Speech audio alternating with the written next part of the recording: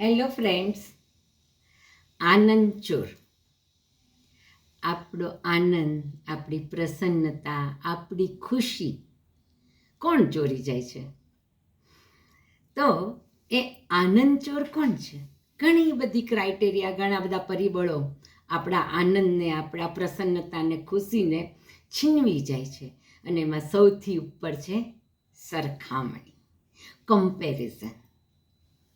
જ્યારે આપણે કોઈની સાથે આપણી જાતની કમ્પેરિઝન શરૂ કરીએ છીએ ત્યારે આપણે જે પોતે અચીવ કર્યું છે, જેની આપણે ખુશી મનાવવાની છે, જેનો આપણે આનંદ લેવાનો છે, તે આપણાથી છીનવાઈ જાય છે.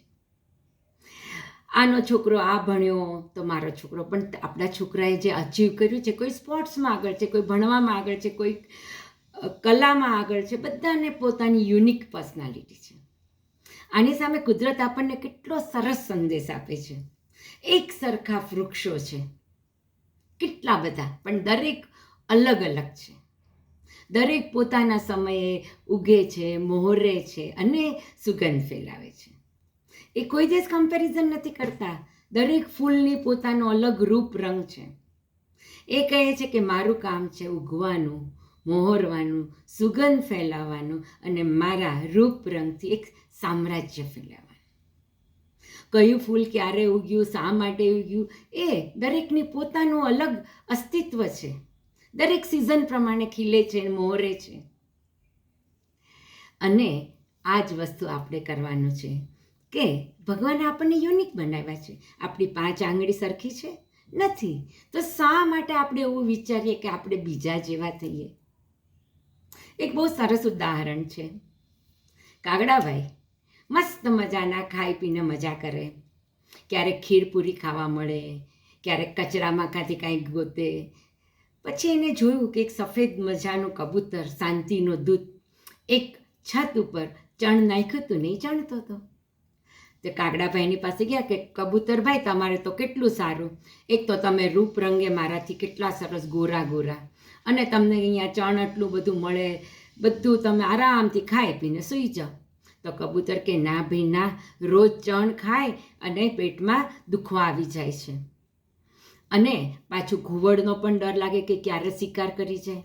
મારી કરતાં તો આ કિંગફિશર સારું, કે એના પાંખના કલર કેટલા સરસ છે, એની ચાંચ કેટલી લાંબી છે. આ પાણીમાં નાખ્યું ચાંચ અને એનો ખોરાક મળી ગયો. તો કાગડાભાઈને થયું આ વાત પણ સાચી છે. એટલે એ તો પહોંચી ગયા કિંગફિશર પાસે કે ભાઈ તું તો કેટલો સારો. તો કે તારી વાત સાચી કે મારા રંગરૂપ સારા, પણ મારી કરતાં મોરના રંગરૂપ કેટલા સારા. એના પીછા તો જો કેટલા સરસ કલરફુલ, અને એનું પીછું તો માધવના મુગટમાં જઈને બિરાજમાન થાય છે. તો એ કેટલું સુખી. મારે તો ઠીક છે, પણ મારી કરતાં તો મોર સુખી. એટલે એ તો ગયો મોર પાસે. તો મોર કે અરે મારા પીછાથી તો હું ઉડી જ નથી શકતો. માંડ માંડ એક વાળ જેટલું ઉડું છું, અને પછી જ્યારે મારા પીછા બધા ખરી જાય તો ઢેલ પણ વહી જાય છે મારાથી દૂર, છૂટાછેડા આપી દે છે ને હું કદરૂપું બની જાઉં છું.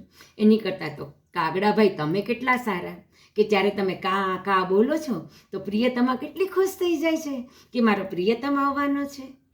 કોઈના ઘર પર જઈને બોલો તો ઘરવાળા ખુશ થઈ જાય કે ચલો આજે અતિથિ દેવો ભવ, અતિથિ આપણા ઘરે આવવાના છે.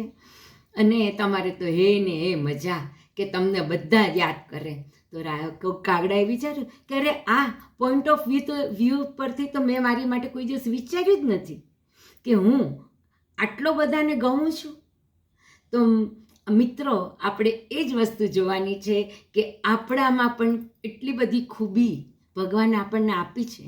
તો આ કમ્પેરિઝન જે આપણો આનંદ ચોરી જાય છે, એનેથી આપણે દૂર રહીએ. આપણે ખુદની સાથે સરખામણી કરીએ અને ખુદને ઓલવેઝ અપડેટ કરતા લઈએ, ખુદનો વિકાસ કરીએ.